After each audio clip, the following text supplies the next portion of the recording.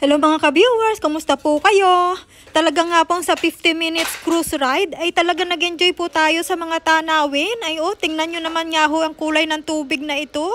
At sa ngayon nga po ay nakarating na tayo dito sa Flower Pot Island. At tulog pa nga rin po si Brenmar. Ay talaga namang napakabigat. Ay sa akin naman gusto magpakarga. Ang sukat nga po pala nitong island ay 198 hectares.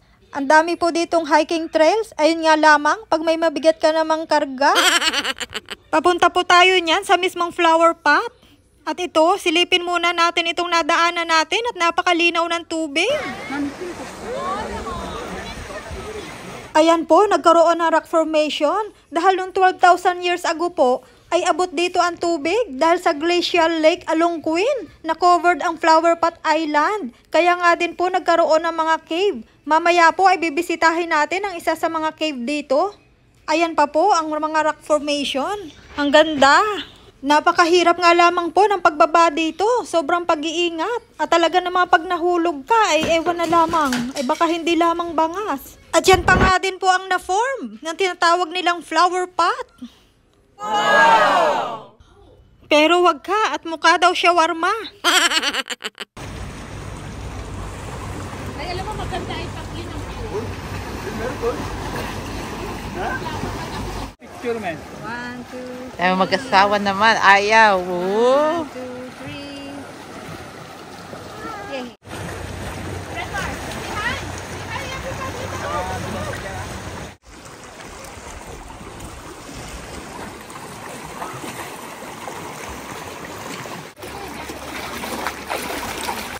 Masayang masaya si Brenmar.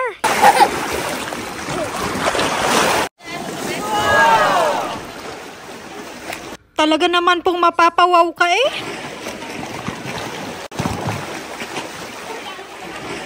Ito po ay nasa bucket list ko lamang dati. Ngayon natupad na. Ang gandang pakinggan ng hampas ng alon.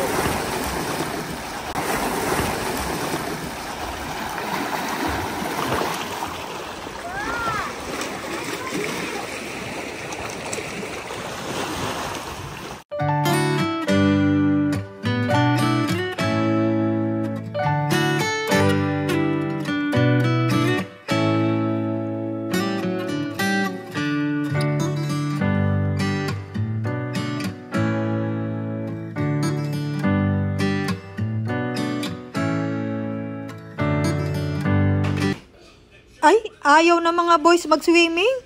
Basta kami, hindi namin mapapalampas ang pagkakataong ito na hindi matikman ang ganda ng tubig. Dahil sa lamig ng tubig, sa unang lubog ay talagang mapapasigaw ka.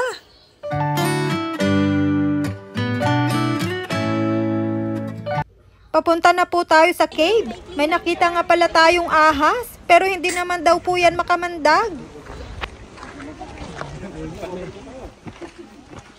Yan yung cave. Posadon. Mga 500 meters. Ay, ang problema natin yung pagbaba. Ito. Baby na, oh. Ito yung cave. Ganyan lang. Cardion. Ganyan lang.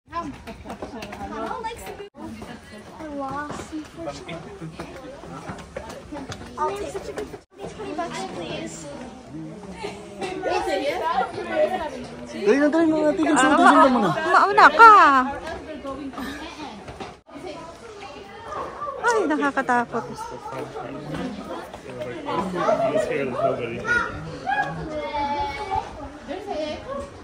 Gaya nga po na sabi ko kanina, na-form ang cave na ito nung makover ng glacial lake Algonquin ang Flower Pot Island. Ay sa kahampas nga naman ang alon na ma-icy-icy pa. Biruin nyo, sa sobrang taas nito, naabot ng tubig.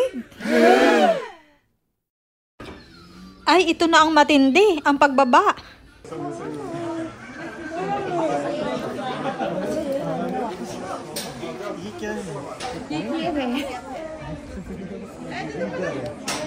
Ang tinitingnan ko na lang talaga ay yung step na aapakan ko para hindi ako malula.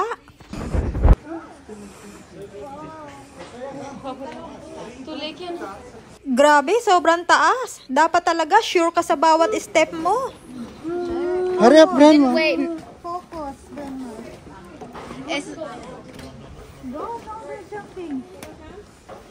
Ay, hindi ko kaya ang ginagawa ng kasalubong natin. Ay, napakadelikado nun.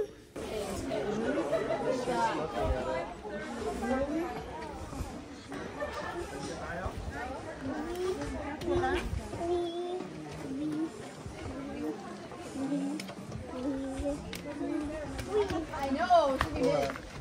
It's gonna be mid. I was like, either it's gonna be a mid or it's gonna be.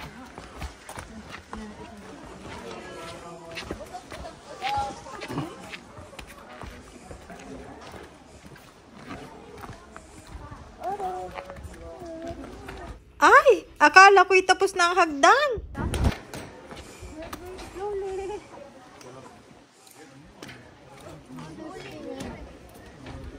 Oh?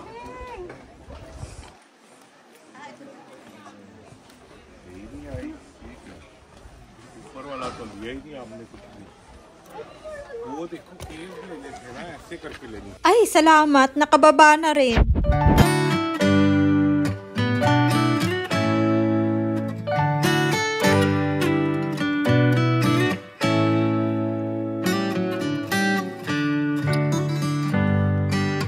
Papunta na po tayo sa dock at pipick upin na po tayo ng cruise.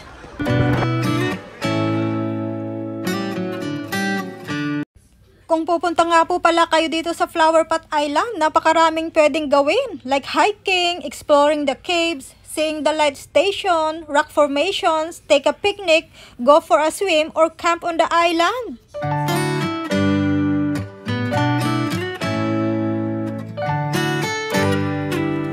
Ayan, pasakay na po tayo ng cruise.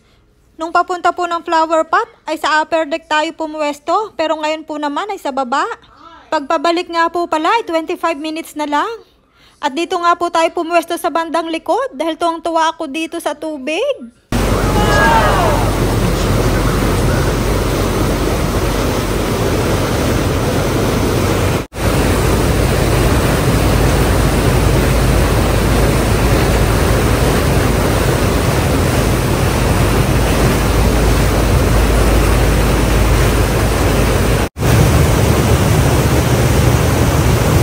Wow, ang ganda!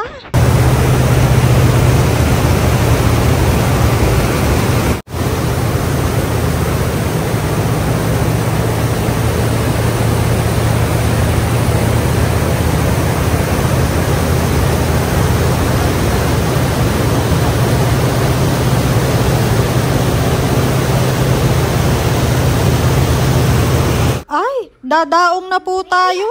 Parang ayaw ko pang umalis ng Flower Pot Island.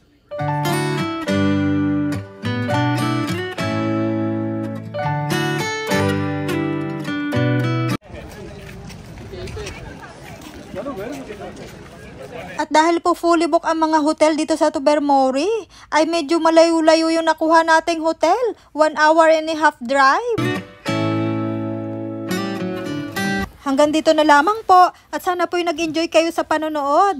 Abangan nyo po yung part 5 ng Bruce Peninsula dahil bukas po pagka-check out natin sa hotel ay pupunta muna po tayo sa English Falls bago po tayo mag-camping. Bye-bye! Hanggang sa muli!